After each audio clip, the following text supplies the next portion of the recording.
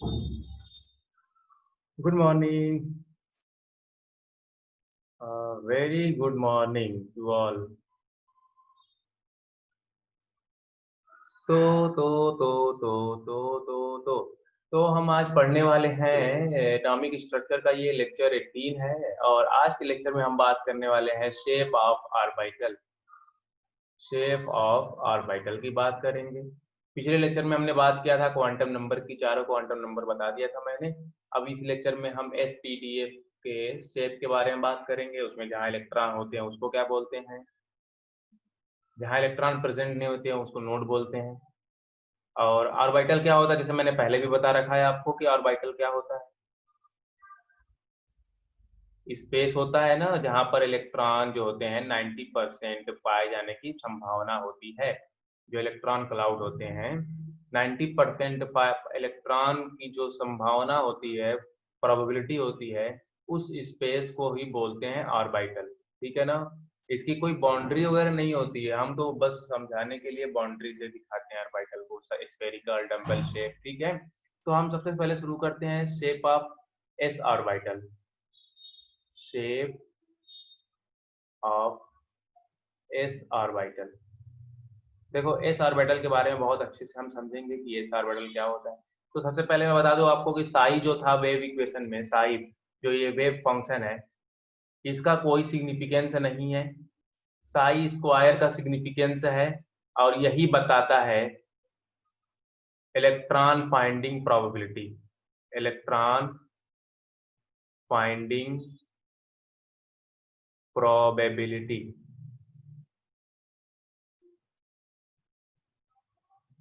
ये कौन बताता है? साई स्क्वायर। ठीक है ना। एक ग्राफ के थ्रू हम समझेंगे। अगर एस ऑर्बिटल लेते हैं हम, 1s और 2s। ठीक है। तो हम ग्राफ बनाने की कोशिश करते हैं आपके लिए।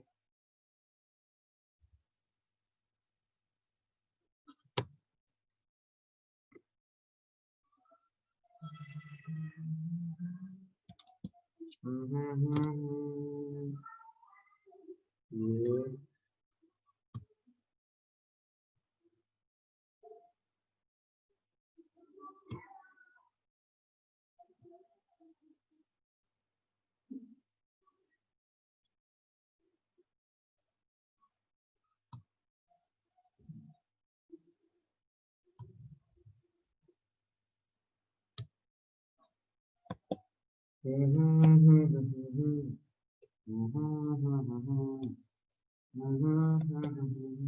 नन्हे मुन्ने बच्चे तेरी मुट्ठी में क्या है, मुट्ठी में है मोबाइल। देखो यार, नन्हे मुन्ने बच्चे, सही इस्तेमाल करो मोबाइल का, पढ़ाई करते रहो। ठीक है ना। चलो यहाँ पे हम समझाने की कोशिश करते हैं। यहाँ पे हम लेते हैं साई स्क्वायर। एक मिनट। हाँ, फिर से हम आ गए यहाँ पर। नन्हे मुन्ने बच्चे, चलो ये हमारा साई और यहाँ पे है रेडियस न्यूक्लियस से। न्यूक्लियस मान लो यहाँ पर है, तो यहाँ पर डिस्टेंस है, ये भी साई है और ये हमारा रेडियस है 2s के लिए। यहाँ साई स्क्वायर है, इलेक्ट्रॉन फाइंडिंग प्रोबेबिलिटी, यहाँ पे रेडियस है, यहाँ पे रेडियस है और यहाँ पर साई स्क्वायर है। इधर वाला 2s के लिए है और इधर वाला लेफ्ट वाला 1s के लिए है। चलो अब थोड़ा कलर चेंज करके हम आपको समझाने की कोशिश करते हैं बढ़िया तरीके से। जैसे जैसे देखो 1s के लिए देखा गया वेव फंक्शन, ये क्या है? साई वेव फंक्शन है। और साई स्क्वायर क्या है? इलेक्ट्रॉन प्रोबेबिलिटी फाइंडिंग, मतलब इलेक्ट्रॉन प्रोबेबिलिटी। इलेक्ट्रॉन सबसे ज्यादा कहाँ पाया जाता है? साई स्क्वायर से हम पता लगाते हैं। तो यहाँ पे देखा गया कि जो न्यूक्लियस के पास इलेक्ट्रॉन ज्यादा थे, न्यूक्लियस से दूर जाते जाते धीरे धीरे इलेक्ट्रॉन क्या हो गए? खत्म हो गए। ठीक है ना। साई साई 2s के लिए जब बनाया गया तो यहाँ पर भी देखा गया कि न्यूक्लियस के पास ज्यादा है, फिर जीरो हो गया, फिर ये बढ़ गया और फिर ये जीरो नहीं हुआ। इसमें साई अगर वेव फंक्शन हम देख रहे हैं तो इसलिए इसका कोई सिग्निफिकेंस नहीं है। क्यों? अभी भी समझ में आएगा आपको जब मैं सर्कल एक बना के समझाऊंगा 1s और 2s का। तो डोंट वरी अबाउट इट। अब यहाँ साई स्क्वायर देखो, साई स्क्वायर में भी 1s के लिए ऐसे न्यूक्लियस के पास ज्यादा इलेक्ट्रॉन थे, फिर एक ही ऑर्बिटल है ना 1s, तो यहाँ पे फिर 0 हो गया, इलेक्ट्रॉन नहीं मिला, न्यूक्लियस के पास ज्यादा थे। जैसे जैसे न्यूक्लियस से डिस्टेंस, ये न्यूक्लियस से डिस्टेंस बढ़ रही है ना, इधर जाने पर ये न्यूक्लियस से डिस्टेंस क्या हो रही है, बढ़ रही है। तो न्यूक्लियस से डिस्टेंस बढ़ रही है तो प्रोबेबिलिटी देखो घट रही है, ये प्रोबेबिलिटी जो है यहाँ देखो नीचे डाउन डाउन जा रही है, घट रही है प्रोबेबिलिटी, जैसे जैसे दूरी बढ़ रही है। उसी तरह साई स्क्वायर अगर 2s के लिए देखा गया अब, तो ये प्रोबेबिलिटी धीरे धीरे घट रही है, 0 हो गई, ठीक है ना, 0 से फिर बढ़ी, फिर घटी, ठीक है ना, फिर ये 0 हो गई। तो अब इस ग्राफ को हम अगर देते हैं एक शेप, ठीक है, मान लो कि इसके लिए प्लॉट करते हैं, तो यहाँ पर हम देख रहे हैं कि इसमें तो कोई दिख ही नहीं रहा है कि ये कर्व कहाँ जा रहा है, ठीक है ना, ये जो कर्व है अब दिख समझ ही नहीं आ रहा है ये कहाँ जा रहा है, बढ़ रही है घट रही है, ठीक है, बढ़ते हुए यहाँ पे दिख रहा है। तो अब इलेक्ट्रॉन यहाँ न्यूक्लियस के पास ज्यादा था, फिर 0 हो गया, फिर बढ़ता चला जा रहा है, इसका मतलब खत्म ही नहीं हो रहा है। और यहाँ देखो, समझो अपनी लैंग्वेज में बस समझो इसको, ठीक है, यहाँ देखो इलेक्ट्रॉन घट रहा है, 0 हो गया, फिर 2s के लिए घट रहा है, 0 से फिर क्या हुआ, बढ़ गया, फिर घट गया। अब इसको हम बनाते हैं आपके लिए न्यूक्लियस, ठीक है ना, 1s के लिए और 2s के लिए हम बनाते हैं। मान लो हमारा ये न्यूक्लियस है, अब इसके अकॉर्डिंग अगर देखा जाए, साई स्क्वायर इसके अकॉर्डिंग, न्यूक्लियस के पास ज्यादा इलेक्ट्रॉन है, तो न्यूक्लियस के पास हम इलेक्ट्रॉन का कलर चेंज कर ले रहे हैं।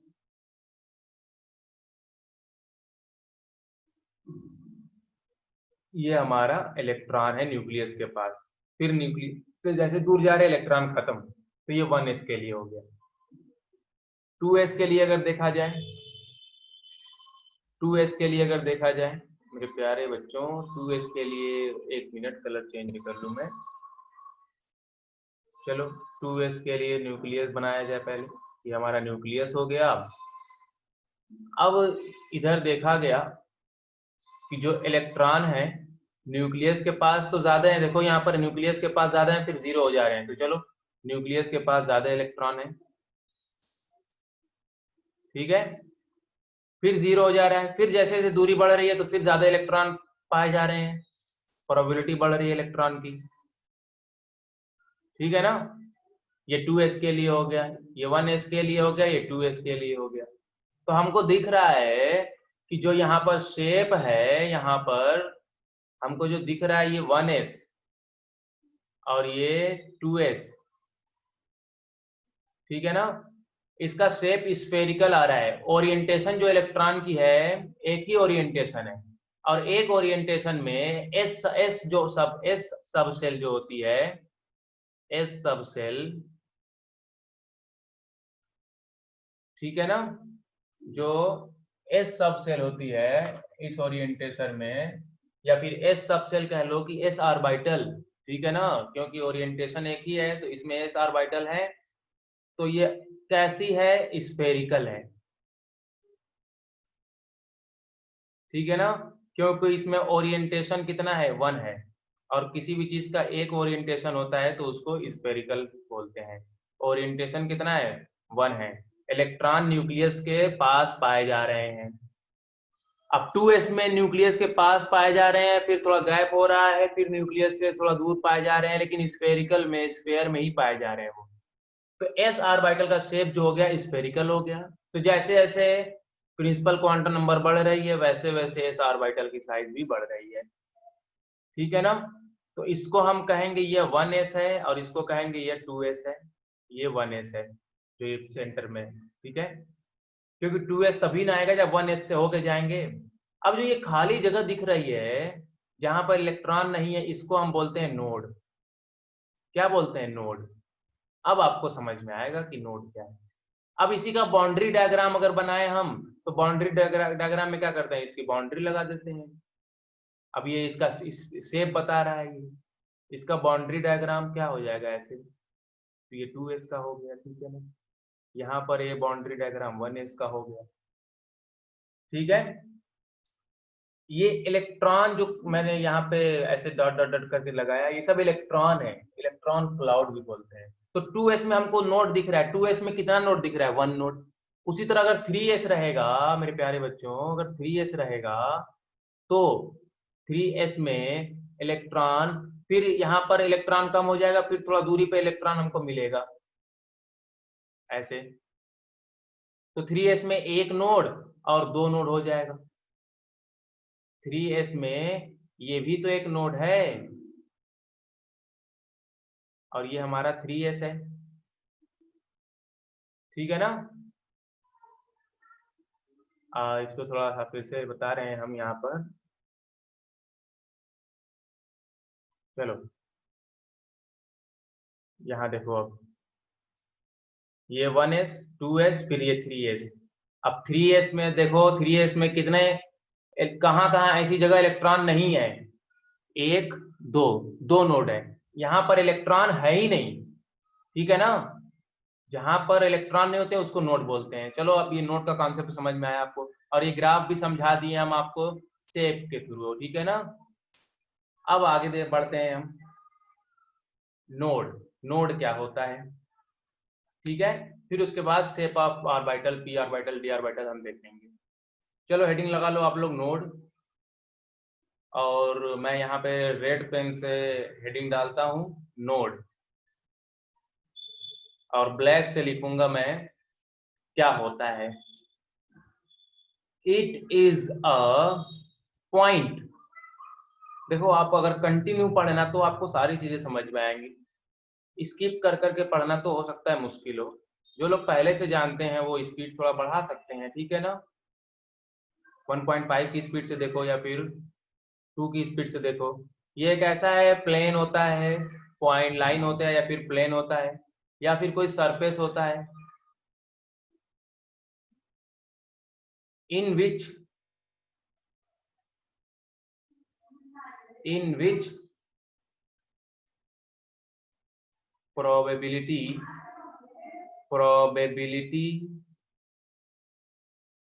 of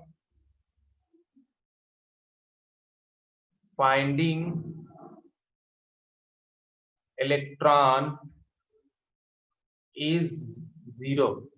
In which probability of finding electron is zero. जहां पर इलेक्ट्रॉन की प्रोबेबिलिटी जीरो होती है उसको नोडल पॉइंट बोल सकते हैं, नोडल लाइन बोल सकते हैं, नोडल प्लेन बोल सकते हैं, नोडल सरफेस बोल सकते हैं, ठीक है। अब अगर देखा जाए टोटल नोड, ठीक है ना, टोटल नंबर ऑफ नोड, अगर पूछा जाए कि total number of node, total number of node कितना होगा, तो total number of node n minus one होता है। जैसे 2s में देखें हम, तो ये n है, 2 माइनस वन, 1 नोड हो जाएगा। 3s में 2 नोड हो जाएगा, 4s में 3 नोड हो जाएगा, ठीक है। तो टोटल नोड हो जाएगा n माइनस वन। ये आप नोट करो फार्मूला। उसके बाद अगर कुछ नोड, जैसे अभी स्फेरिकल नोड हमने देखा था, ठीक है, तो अगर नंबर ऑफ स्फेरिकल नोड भी पूछा जाए, number of spherical node, spherical node अगर पूछा जाए तो इसके लिए, या फिर इसको रेडियल नोड बोलते हैं। देखो क्वेश्चन में अगर पूछा जाए तो ये फार्मूला आप अप्लाई करना, फार्मूला आपको लर्न करना पड़ेगा। फार्मूला नंबर ऑफ स्फेरिकल, कौन फिगर बना के दिखाएगा कहाँ कहाँ नोड है। n minus L minus one, principal quantum number, azimuthal quantum number minus one. एक और, अगर प्लेनर नोड पूछा जाए, ठीक है ना, number of planar node, planar node, या फिर इसको एंगुलर नोड भी बोलते हैं, angular node is equal to हो जाएगा एजीमुथल क्वांटम नंबर एल, ठीक है ना। अब पी ऑर्बिटल की बात करते हैं हम, ठीक है ना। पी ऑर्बिटल के लिए नोडल सरफेस क्या हो जाएगा, चलो इतना नोट करो आप लोग। अब पी ऑर्बिटल पे चलते हैं। Shape of P orbital, shape of P orbital, ठीक है ना। Shape of P orbital. P orbital का शेप क्या होगा उसके बारे में हम बात कर लेते हैं।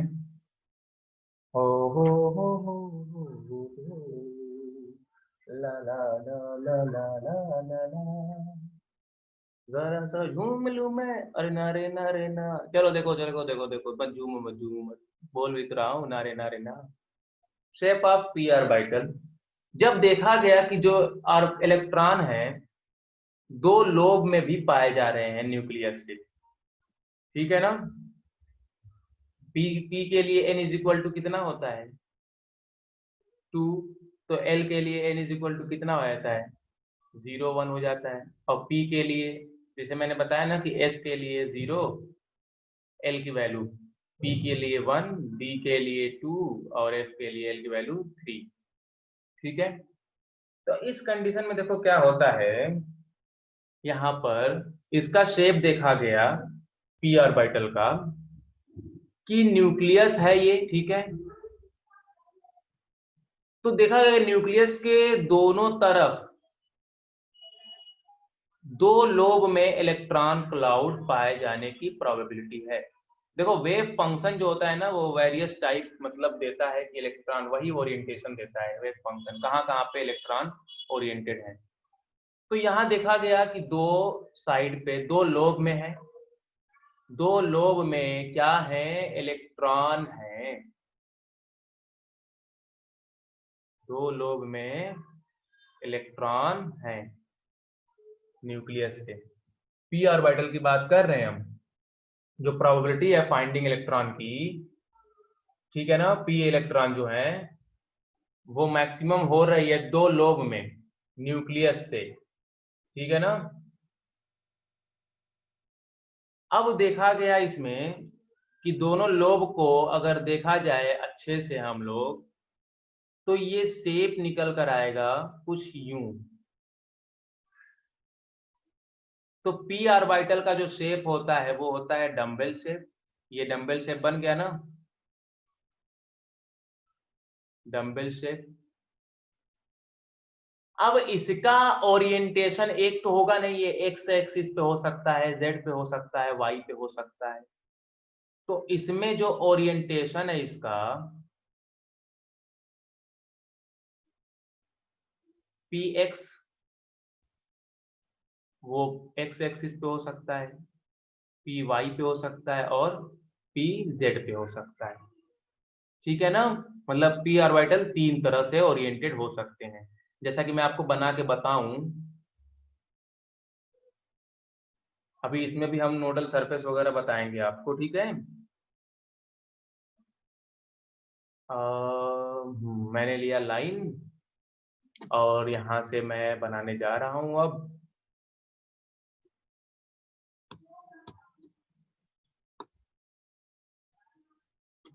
डोंट वरी अबाउट इट, थोड़ा सा आप लोग नाच गाना कर लो फिगर बन रहा है ना क्लास में, तो थोड़ा मस्ती वस्ती करो। अरे चुपचाप रिवाइज करो जितना पढ़ा है अभी, मस्ती करेंगे। चलो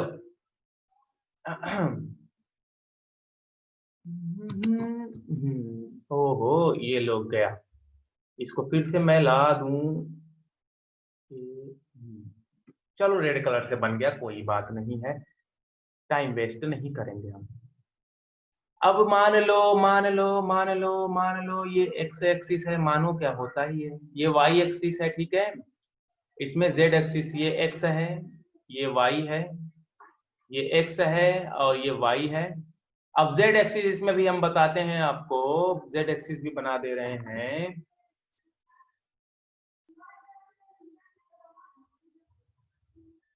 चलो समझना, इसको एकदम सेंटर के पास हो रही है, ठीक है। जेड एक्सिस भी बता दे रहे हैं हम आपको, ये हमारा जेड एक्सिस है।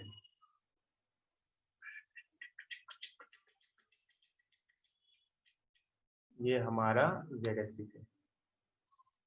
अब ऑर्बिटल अगर पी एक्स रहेगा, पी वाई हो सकता है और पी जेड पे हो सकता है, लेकिन डंबल शेप ही रहेगा वो। तो चलो डंबल शेप बनाना शुरू करते हैं। ये अगर px बनाना है तो ये ऐसे ऑर्बिटल रहेगा कुछ, डंबल से px पे हो गया, साइज दोनों डंबल की बराबर रहेगी ना, यहाँ पे भावनाओं को समझना थोड़ा आप लोग। अगर इस पे बनाएंगे py पे तो ये y पर हो गया, और फिर z पर भी ये ऑर्बिटल हो गए, यहाँ पर p ऑर्बिटल कहाँ पर हो गया, z एक्सिस पे हो गया। अब हम यहाँ पर देख रहे हैं कि कुछ एक ऐसा प्लेन है, पूरा एक प्लेन, ठीक है ना, जैसे मैं अभी जो बताया हूँ आपको, यहाँ पर ये एक ऐसा प्लेन रहेगा ऐसे, ये पूरा एक प्लेन आएगा ना, और इसमें इलेक्ट्रॉन नहीं पाए जा रहे हैं, तो इसको नोडल प्लेन बोलेंगे। मतलब एक प्लेन अगर देखा जाए, एक एक मतलब पेपर है, ठीक है, ये पेपर के ऊपर है और ये पेपर के नीचे है। अब ये पेपर जो है हमारा, ये एक प्लेन की तरह है, इस पे इलेक्ट्रॉन नहीं पाए जाते, तो इसको नोडल प्लेन बोलते हैं। तो वही चीज यहाँ पर भी देखने को मिलेगी। ये तो z है ना, ये x पे तो है, तो px के लिए नोडल प्लेन क्या हो जाएगा, एक y प्लेन है, ये वाला, ये एक पूरा प्लेन रहेगा y वाला, ठीक है ना, ये जो ये प्लेन रहेगा, और एक z, तो नोडल प्लेन हो जाएगा ये। px के लिए yz प्लेन हो जाएगा, जहां पर इलेक्ट्रॉन नहीं होंगे, ठीक है ना। py के लिए xz हो जाएगा, और pz के लिए एक्स वाई हो जाएगा, एक्स वाई प्लेन। ये याद रखना आप, नूडल प्लेन है जहां पर इलेक्ट्रॉन नहीं पाए जाते हैं। पीजेड के लिए एक्स वाई एक ऐसा प्लेन है जहां पर इलेक्ट्रॉन नहीं होते हैं, जैसे एक्स एक्स प्लेन पे नहीं है और वाई प्लेन पे इलेक्ट्रॉन बिल्कुल नहीं है, जो भी इलेक्ट्रॉन है वो जेड एक्सिस पर है, ठीक है। तो इसको बोलते हैं nodal plane.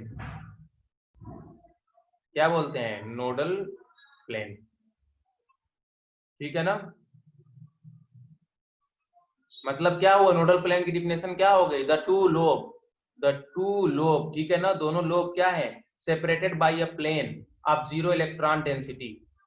The two lobe separated by a plane of zero electron density, यहां पर ज्यादा समझ में आएगा, जैसे ये प्लेन मैंने बनाया ना है, द टू लोब, ये दोनों लोब है, ये एक लोब है और ये एक लोब है, ठीक है। The two lobe are separated by a plane of zero electron density is called nodal plane, ठीक है ना। तो वही यहाँ पर देखा गया कि यहाँ पे वाई जेड प्लेन है, एक्स एक्स जेड प्लेन है और एक्स वाई प्लेन है, ठीक है। अब नूडल सरफेस अगर देखा जाए, देखो नूडल सरफेस पे क्या है, मान लो कि 2p orbital, 3p orbital, 4p orbital अगर ऐसे बन रहा है, फिर से मैंने लिया ये, फिर से मैंने लिया ये, अब इस पे हम बनाएंगे ऑर्बिटल। तो बातें शातें मत करो, पढ़ाई करते रहो। यहाँ पे ये मान लो 2p का ऑर्बिटल हो गया, ठीक है। अब p ऑर्बिटल जितना भी अगर बड़ा हो जाएगा, डंबल शेप ही रहेगा, ठीक है ना।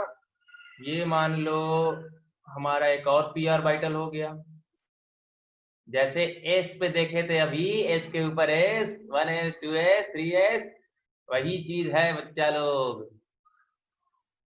यहाँ पर एक और ऑर्बिटल मान लो बना लो, एक और p ऑर्बिटल बना लिए, जैसे जैसे प्रिंसिपल क्वांटम नंबर बढ़ रही है वैसे वैसे p ऑर्बिटल बढ़ रहा है। तो यहाँ पर ये वाला देखो, ये वाला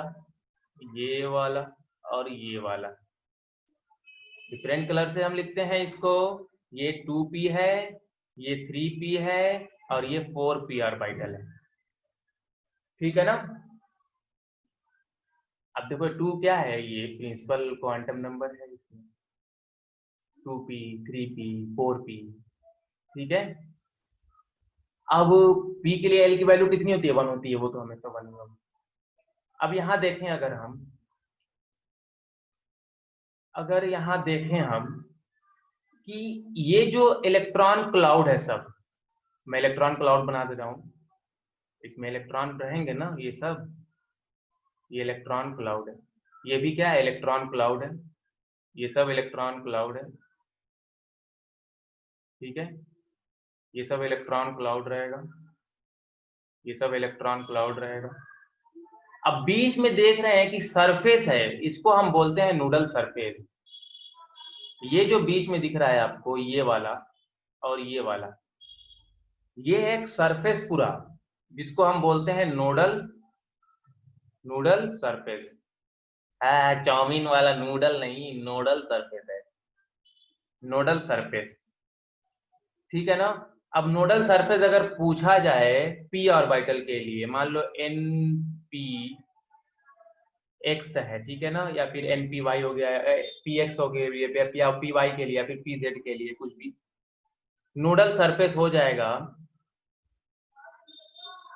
नोडल सरफेस का formula is equal to n-2, n-2। जैसे 3p पे हम देखें, अगर 3p पे कितना नोडल सरफेस है, 1, क्योंकि n की जगह 3 रखेंगे हम, और 2 1 nodal surface.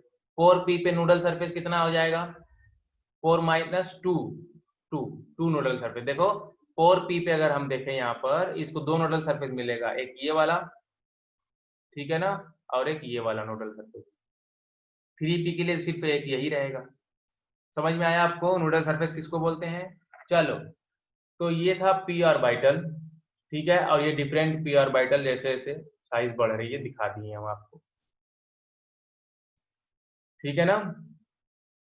P orbital, P subshell जो है 3 तरह से ओरिएंट करती है, P x, P Y, P Z, उसी को ऑर्बिटल बोलते हैं। अब डी ऑर्बिटल की बात आती है, ठीक है ना। D orbital, shape of D orbital. देखो डी ऑर्बिटल की कहानी क्या है, ये डम्बल शेप होता है, तो सही बात है, लेकिन डबल डम्बल होता है, डबल डम्बल, ओहो, dumbbell, dumbbell shape. समझना, आपको भावनाओं को समझो, ठीक है। Dumbbell dumbbell shape.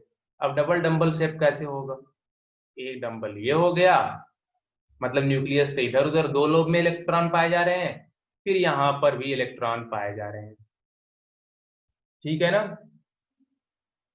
और जो आपको पॉजिटिव निगेटिव अगर बुक में लिखा दिखेगा, मान लो कि पी में भी जो अभी बनाया था हमने,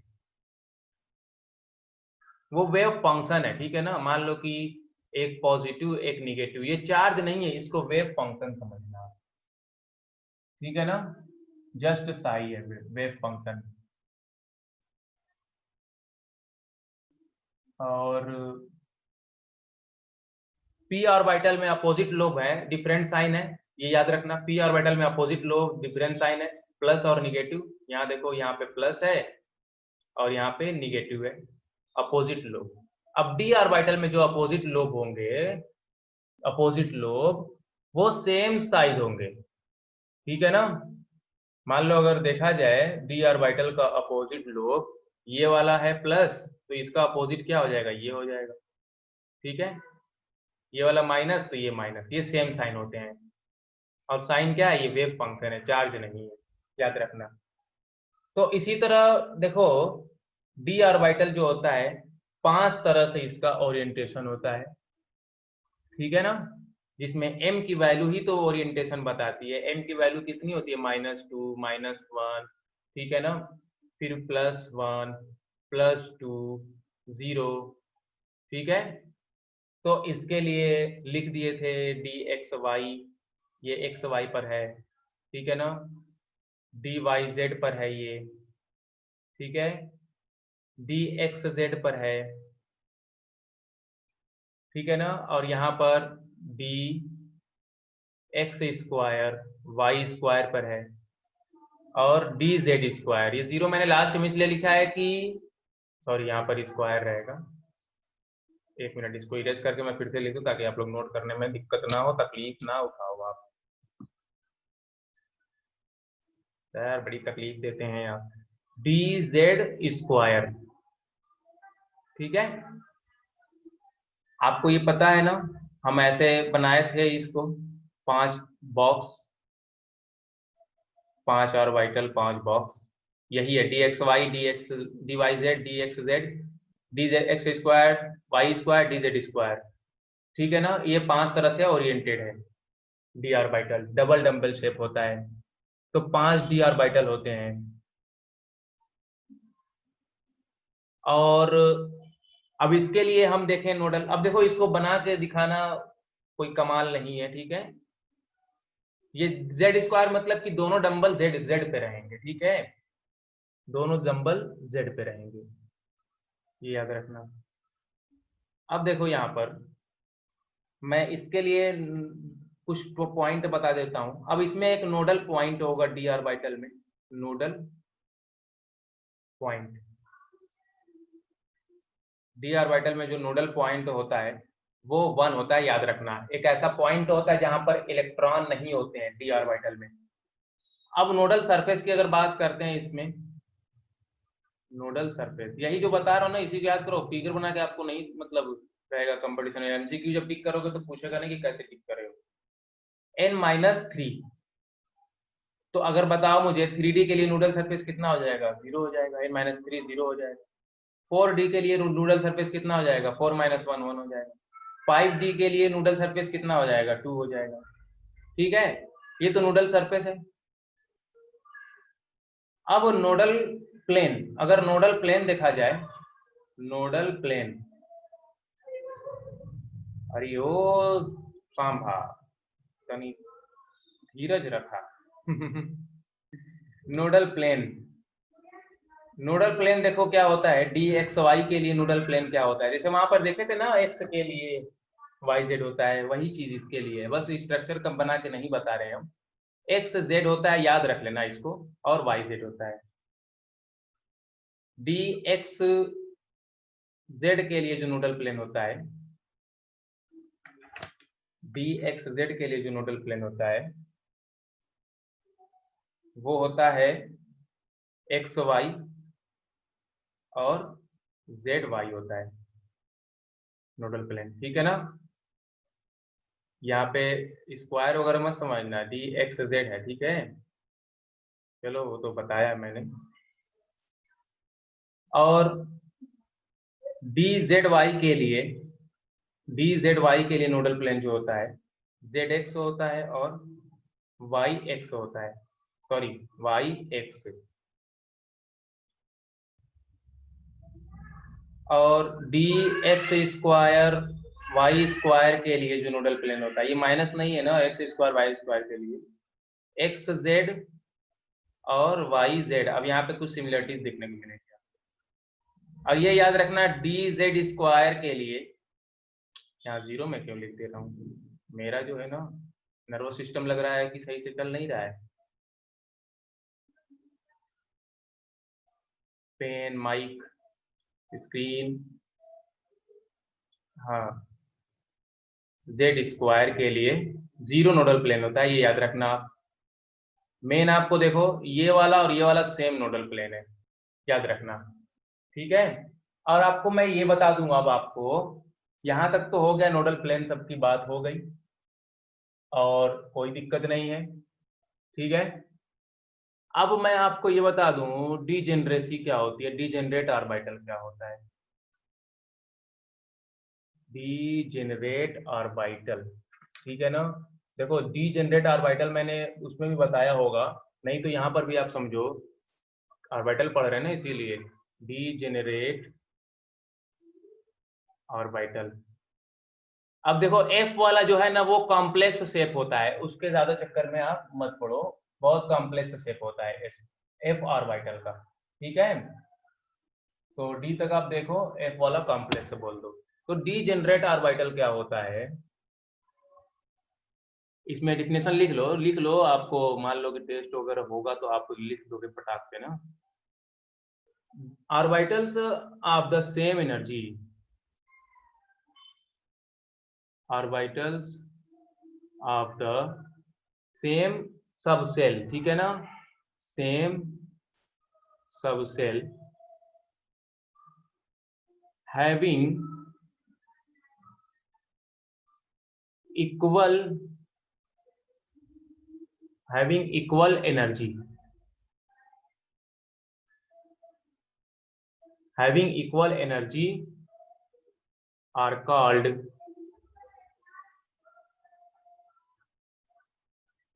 डीजेनरेट ऑर्बिटल, डीजेनरेट ऑर्बिटल। ठीक है, समझते रहो आप। देखो जो ऑर्बिटल होते हैं, मान लो ये हमारा पी ऑर्बिटल, 3 ऑर्बिटल होते हैं ना पी में, ये 1 हो गया,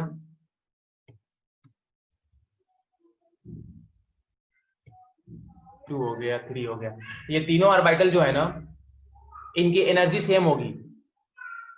इन तीनों ऑर्बिटल जो पी एक्स, सॉरी यहाँ पर p x, P Y, P z, इन तीनों ऑर्बिटल की एनर्जी क्या होगी, सेम होगी।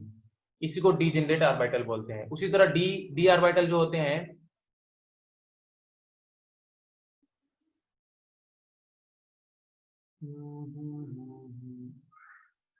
अरे यार, डी ऑर्बिटल कितने होते हैं, 5 होते हैं ना। रिकॉल करते रहो आप सारी चीजें। देखो रिवीजन जो है ना बहुत जरूरी है, रिवीजन बहुत जरूरी है। चाहे कितना भी पढ़ लो, आप रिवीजन नहीं करोगे तो कुछ नहीं हो, सिर्फ कुछ नहीं कर पाओगे, कुछ भी नहीं कर पाओगे, सच में कुछ नहीं कर पाओगे। देखो ये 5 ऑर्बिटल है ना, पांचों ऑर्बिटल की एनर्जी क्या है, सेम है। डी ऑर्बिटल है ये डी ऑर्बिटल है, जिनकी एनर्जी क्या है, सेम है। अब सेम एनर्जी होने की वजह से इलेक्ट्रॉन एक्सचेंज होते रहते हैं यहाँ पर, यहाँ से यहाँ, यहाँ से यहाँ, ये वाले यहाँ पर, ये वाले यहाँ पर। ठीक है, तो हम बताएंगे जब एक्सेप्शन पढ़ाएंगे, हाफ फील्ड, फुल फील्ड। तो आज के लेक्चर में इतना ही हो गया। अब एक लेक्चर और इस लेसन पे हम करेंगे, जो कि रूल्स फॉर फीलिंग इलेक्ट्रॉन्स। ठीक है ना, रूल्स फॉर फीलिंग इलेक्ट्रॉन। और एक और समरी कर लो, सब क्वांटम नंबर मिला उला के जितना भी फार्मूला बन रहा है, वो फार्मूला आप लोग नोट कर लो इसी लेक्चर में।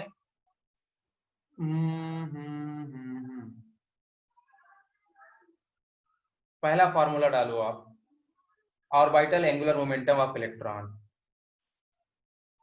ऑर्बिटल, देखो स्पिन मैग्नेटिक, मैग्नेटिक मूवमेंट बताया मैंने, स्पिन मैग्नेटिक मूवमेंट याद रखना पिछले लेक्चर में। फिर एक बार मॉलिक्यूलर ऑर्बिटल थ्योरी में भी हम डायमैग्नेटिक पैरामैग्नेटिक की बात करेंगे। Orbital angular momentum of an electron, इसके लिए फॉर्मूला है azimuthal quantum number, azimuthal quantum number +1 L, bracket में एल +1 h/2π। दूसरा फॉर्मूला डालो आप, magnetic movement of an electron. ठीक है ना, मैग्नेटिक, देखो जब इलेक्ट्रॉन स्पिन की तरफ मूव करता है ना, जैसे इलेक्ट्रॉन, ये इलेक्ट्रॉन मान लो कि यहाँ पर, सॉरी यहाँ पे मैं बता रहा हूँ आपको, थोड़ा सा देख लो।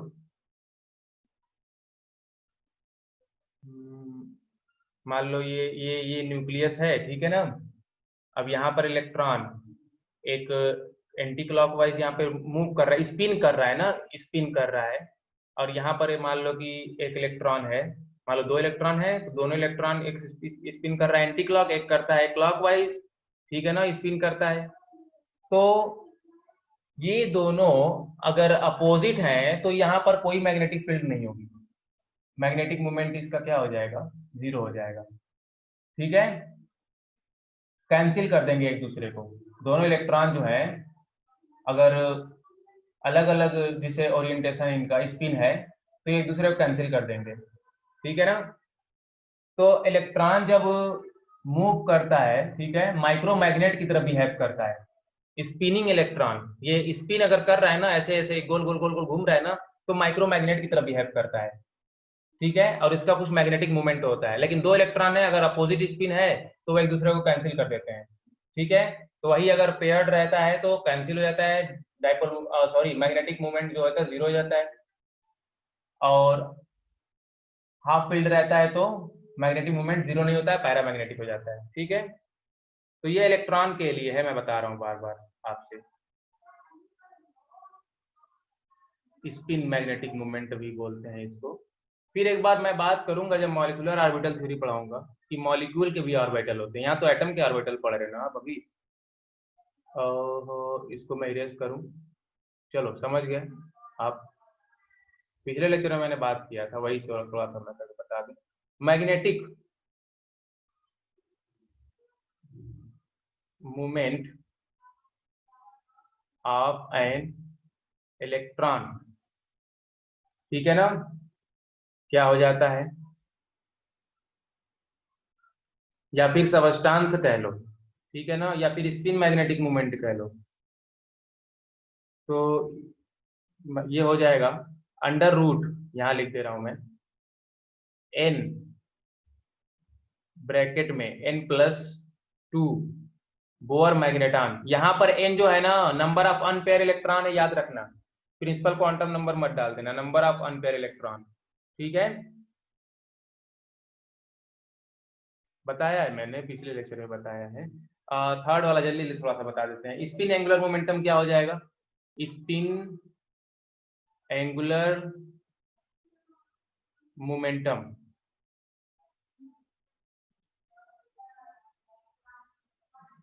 Of an electron.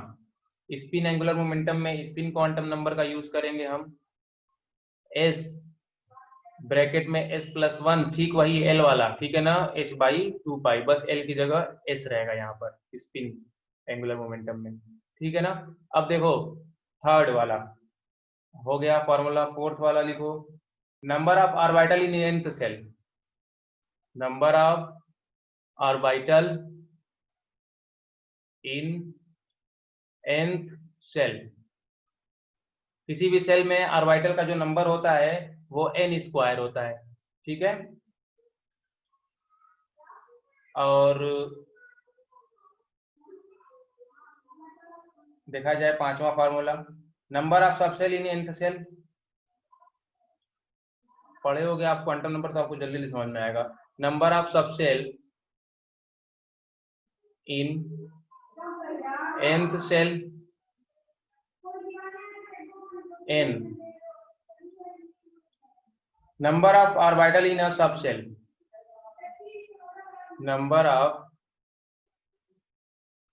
Orbitals in a subshell. एक सब सेल में कितने ऑर्बिटल हो जाएंगे, तो ये हो जाएगा 2l+1, ठीक है। सब वैल्यू पुट करके आप देखना समझ में आएगा, मैंने उसको पहले भी बताया, बस इसको समराइज कर रहा हूं मैं। और सातवां ये फॉर्मूला हो गया ना, 6 हुआ ना अभी, हाँ। Maximum number of electron in a subshell, maximum number of electron in a, ओहो कंट्रोल एंड कोऑर्डिनेशन गड़बड़ा रहा था, subshell is equal to 2 bracket में 2l+1 हो गया। ये समराइज कर दिया मैंने इसको, ठीक है। तो आज का लेक्चर इतना इनफ है आपके लिए। आप पढ़ाई करते रहो, ऑल द वेरी बेस्ट, और आप हंसते रहो मुस्कुराते रहो। ये मैंने बना दिया फेस, यहाँ पे बना दिया आंख, और यहाँ बना दिया ए, अरे वाह, हंसते रहो, ओके।